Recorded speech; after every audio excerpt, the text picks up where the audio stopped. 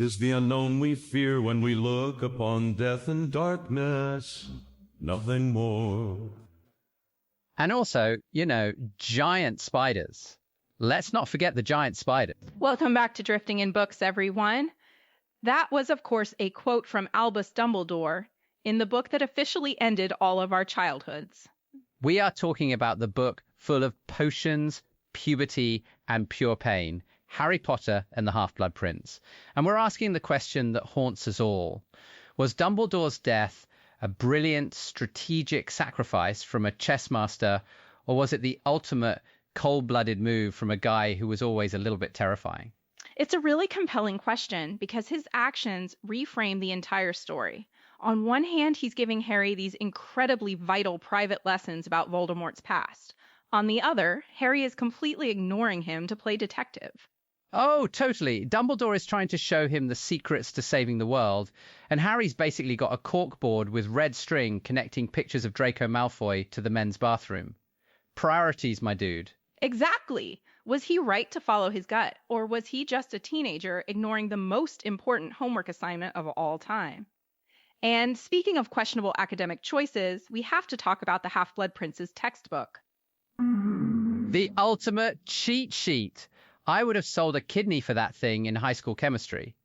It's all fun and games and getting perfect scores until you accidentally use a spell that turns your rival into a human sprinkler of blood. Right? It raises this brilliant dilemma about using unknown power.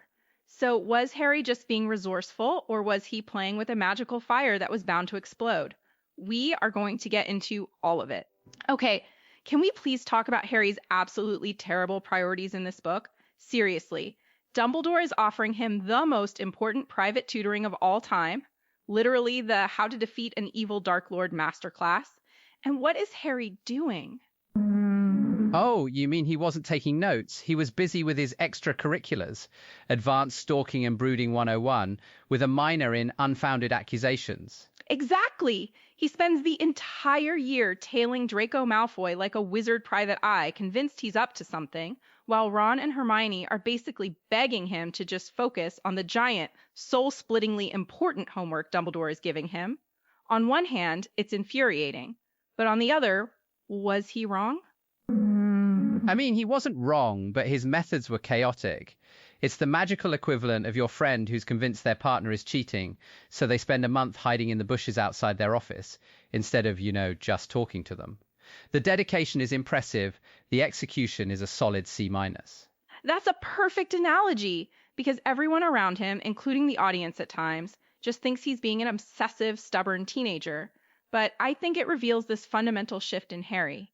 Dumbledore is trying to teach him strategy, the big picture, the history of the war, but Harry's instincts are screaming that there's an active threat inside the castle walls right now.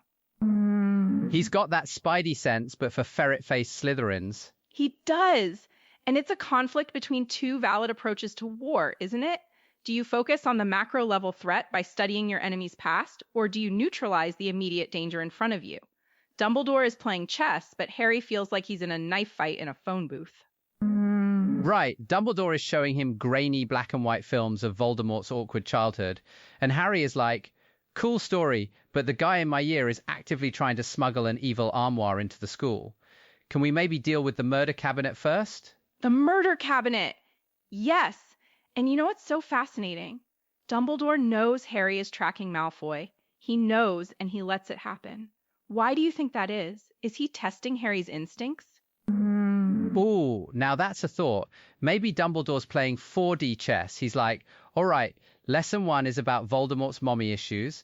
Lesson 2 is letting Harry almost get himself killed following his nemesis to see if his gut feelings are calibrated correctly. It builds character. I genuinely think that's part of it. He's allowing Harry to transition from being a student who follows instructions to an operative who trusts his own judgment. The problem is, Harry's judgment is still, well, it's a work in progress. Remember when he almost kills Malfoy with Sectum Sempra? He was right that Malfoy was up to something, but he was so far off the rails in his methods. Oh, absolutely. That was a huge whoops. Maybe this random violent spell from my mystery textbook wasn't the best idea moment. He was so sure he was the hero in his own spy movie that he forgot heroes aren't supposed to use dark magic that makes people bleed a lot. It's the ultimate example of right idea, terrible execution. His focus on Malfoy highlights his greatest strengths, his intuition, his bravery, but also his biggest weaknesses. He's impulsive, he isolates himself, and he has a serious authority problem. A serious authority problem is the nicest way of saying he listens to Dumbledore about 40% of the time.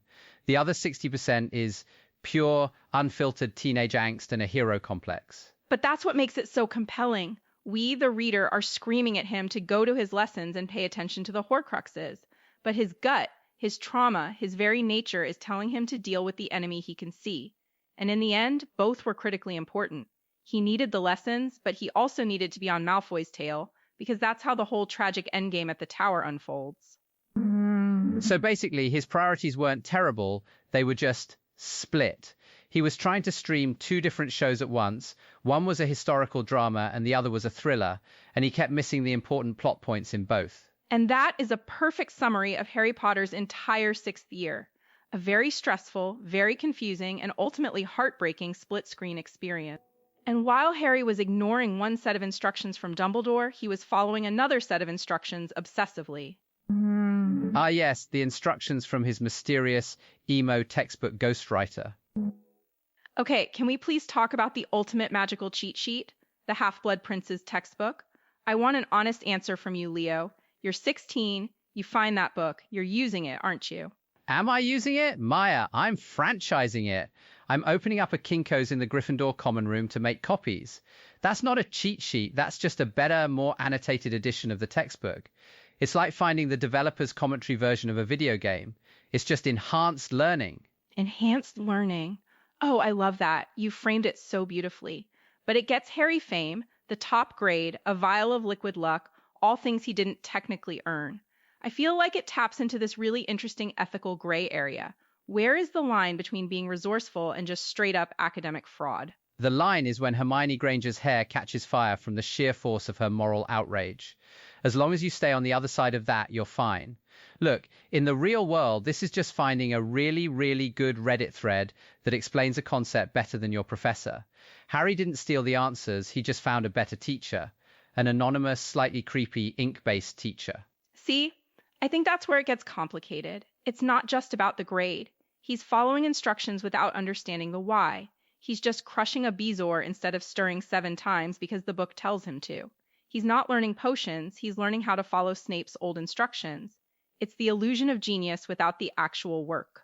I mean, that's how I learned to cook. I don't know the molecular science of the Maillard reaction. I just know the recipe says sear the steak on high heat. Harry's just making magical Michelin star food here. What's the problem? The problem is Sectum Sempra. Ah, yes, the stabby little surprise waiting in the margins. The recipe that doesn't mention the side effects. Exactly! That's the entire point wrapped up in one horrifying spell. All the little life hacks in the book were fine. Add a peppermint sprig here, crush this instead of chop it. They were harmless upgrades, but they groomed him to trust the source implicitly. So when he's in a panic, he pulls out this unknown, terrifying spell because the prince has never let him down before. It's the ultimate read the terms and conditions moment.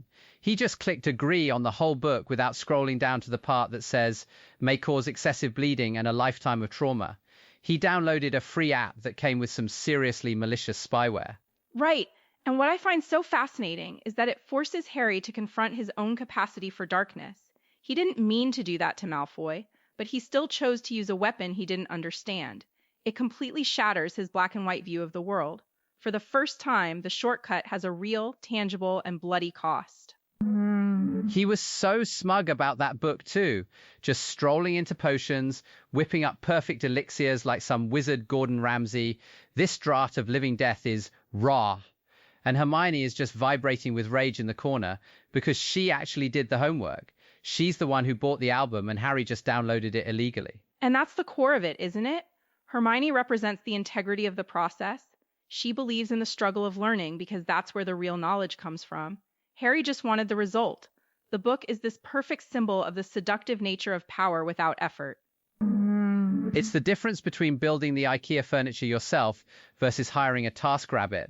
Harry hired a TaskRabbit, and it turns out the guy was a disgraced emo wizard who left a box cutter in the couch cushions. Okay, that's a surprisingly accurate analogy. But it's true. The knowledge wasn't his, it was Snape's, born from years of talent and bitterness and experimentation. Harry was just borrowing the answers, and when it came to something as dark as Sectum Sempra, he had no context for the pain that created it. He couldn't handle the consequences.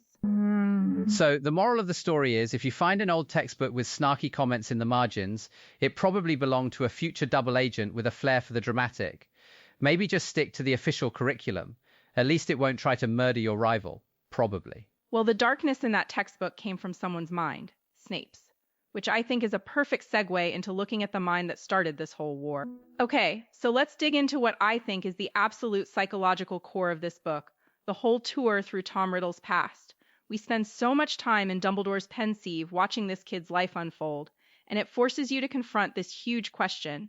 Was Voldemort born evil, or was he made evil? The great nature versus nurture debate, Wizarding edition.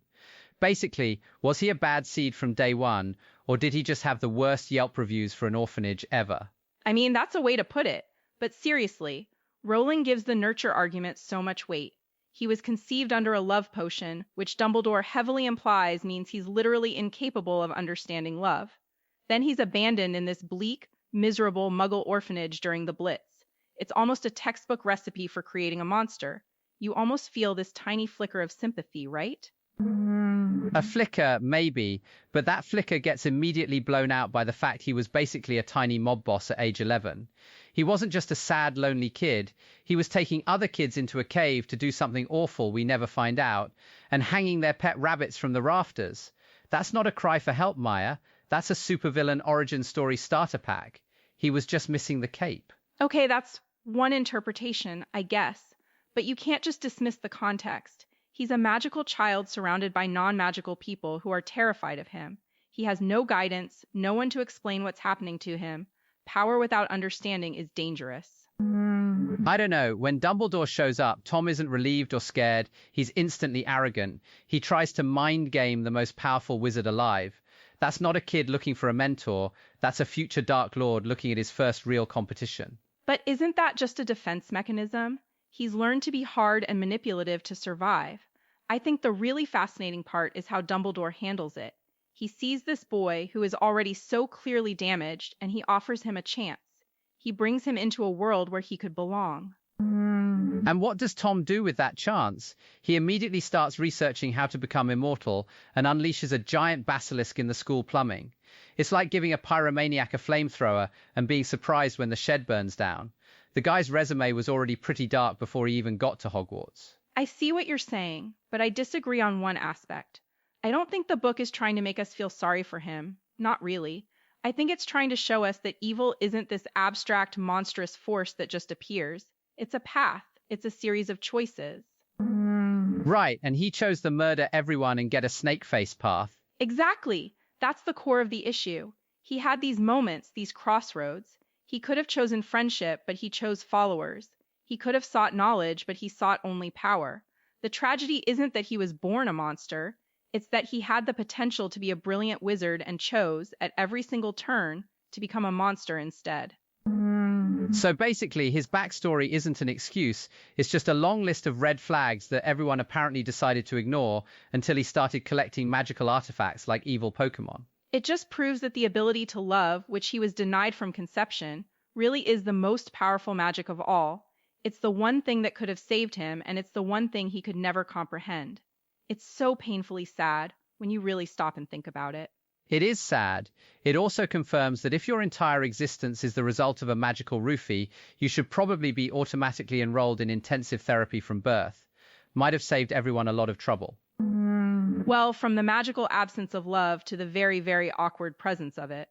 Oh no, are we really going to talk about 1-1? Okay, let's pivot to what might be the most divisive part of this book, the awkward romance report. I mean, Hogwarts suddenly turns into a CW drama in Book 6. You've got Ron and Lavender attached at the face, Hermione is just simmering with perfectly articulated rage, and Harry is having a full-on internal monologue about Ginny Weasley's hair. So here's the big question. Is all this teenage angst a necessary, humanizing break from the doom and gloom? Or is it just a really awkward distraction while a war is brewing? It's a 5-alarm cringe fire, Maya. A glorious, beautiful 5-alarm cringe fire. Ron and Lavender's relationship wasn't a romance, it was a competitive snogging marathon. You could practically hear David Attenborough narrating their scenes in the common room. And here we see the wild one in its natural habitat. That is a vivid image. But don't you think the sheer messiness of it is the whole point? Voldemort is out there collecting followers and splitting his soul into jewelry, and these kids are fighting for a world where they can still have petty, painful, ridiculous high school drama? It's the ultimate before picture for the war.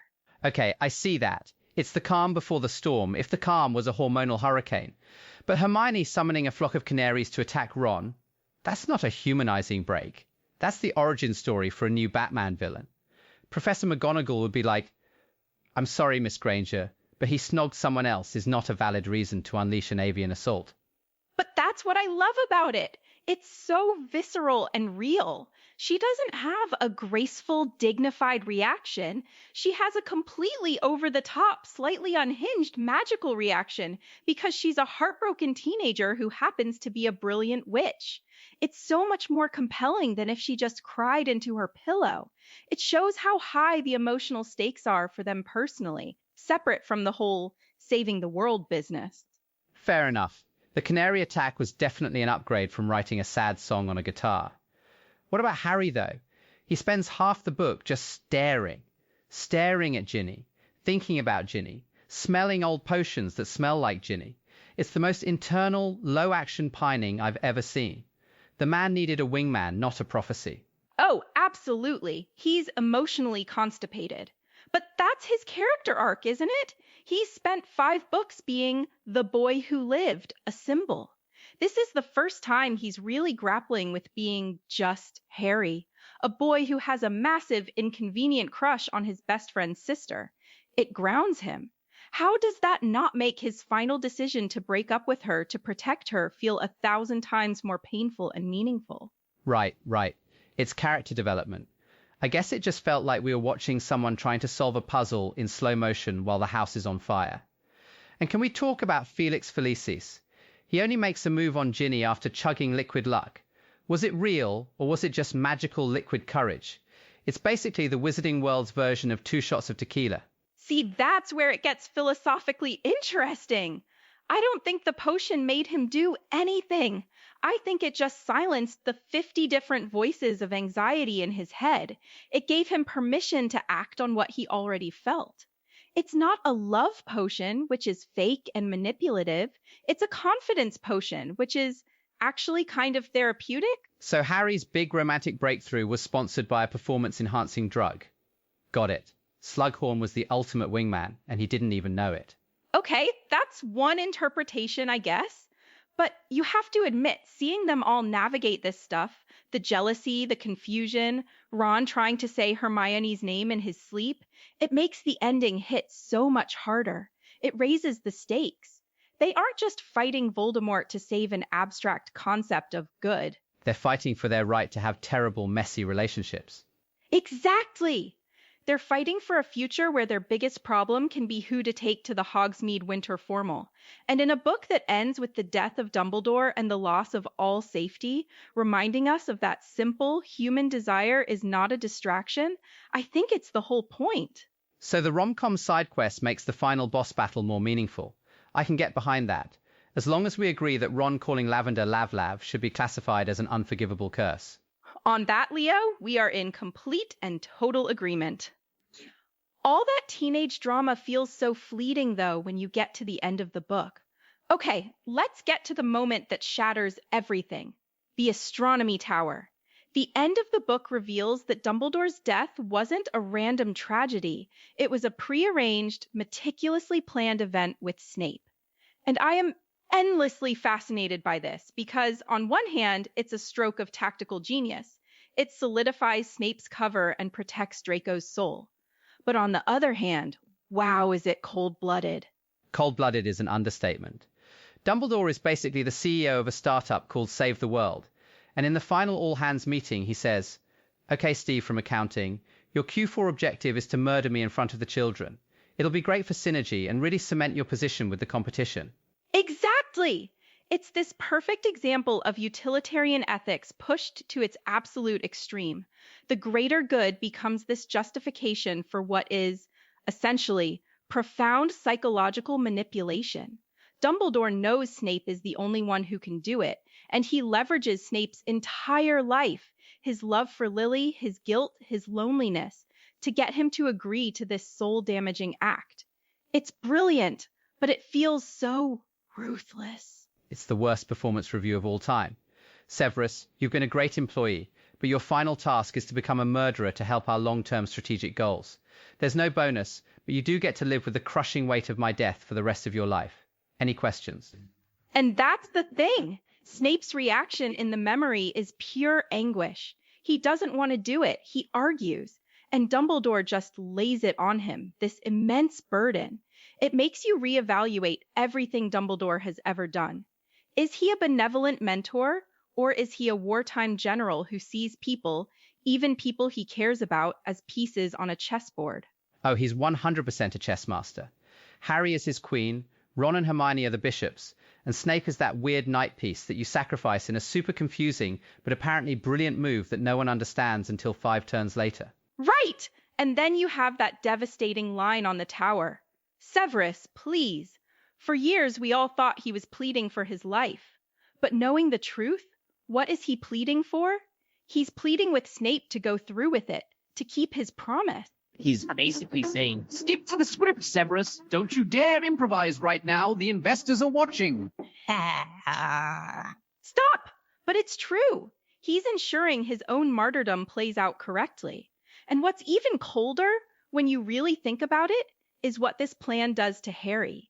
He doesn't just let Harry see him die. He makes sure Harry sees him killed by the man he hates and trusts the least. Oh, for sure. He's not just dying, he's simultaneously dying and giving Harry an epic-level revenge quest to keep him busy. It's the ultimate posthumous project management. But it's so cruel. He weaponizes Harry's grief and anger. He knows Harry will be fueled by this perceived betrayal, and that hatred will keep him going when his hope falters. Dumbledore is basically using emotional trauma as a strategic resource. Did he ever consider just telling Harry the plan? Are you kidding? Dumbledore's entire management style is based on need to know, and in his opinion, nobody ever needs to know anything. It's like he's trying to organize the world's most important surprise party, and telling anyone the details would ruin it. The surprise just happens to be global salvation through immense suffering. I see what you're saying, but I still struggle with it. Is that true leadership? Making these unilateral decisions that fundamentally compromise the souls of your followers, all for a victory they might not even live to see? It's effective, yes, but it's terrifying. It's the logic of a spy master, not a headmaster. It's both. He was playing the game on a level nobody else could even see. Everyone else is playing checkers, and Dumbledore is out here playing 5D chess across multiple timelines, while also managing a school full of hormonal teenagers. Honestly, the fact he didn't just snap and turn everyone into teacups is his real magical achievement. That's one way to look at it. I guess my final thought is that this is the moment Dumbledore stops being a magical grandfatherly figure and becomes this incredibly complex, morally gray human. It's not his finest moment as a hero, but maybe it is his most defining moment as a leader, making a choice that saves the world but costs him and the people he uses everything. Absolutely. He was the ultimate chess player, and he sacrificed his own king to put the other guy in checkmate. You just have to hope his portrait doesn't pop up in the next book to start micromanaging the Horcrux hunt from beyond the grave. You know he would too. But Dumbledore wasn't the only person on that tower facing an impossible choice. There was another pawn in his grand plan. The one with the pointy face and the terrible work-life balance. Okay, let's move on to the character who I think has the most fascinating and honestly heartbreaking arc in this entire book, Draco Malfoy. We've spent 5 books seeing him as this one-dimensional, cartoonishly evil school bully. But in Half-Blood Prince, the question gets so much more complicated. Is he actually a villain? Oh, Draco. He's the poster child for when your dad gets you a high-stakes evil internship you are wildly unqualified for. The job description is, murder the greatest wizard of all time, and his only prior experience is like tripping people in the hallway. That's a surprisingly accurate summary. But it's true. He's completely out of his depth. The book goes to great lengths to show us the physical and mental toll this mission takes on him. He's pale, he's losing weight, he's hiding in bathrooms. It's the first time we see the real terrified kid underneath the pureblood supremacist rhetoric he's been spouting his whole life. He's basically going through his goth phase, but instead of listening to My Chemical Romance, his angst is fueled by the Dark Lord threatening to murder his entire family. Slightly higher stakes. Exactly! And that's the core of the issue. We're so used to seeing evil in this universe as a choice made out of a desire for power, like Voldemort. But for Draco, it feels more like a trap.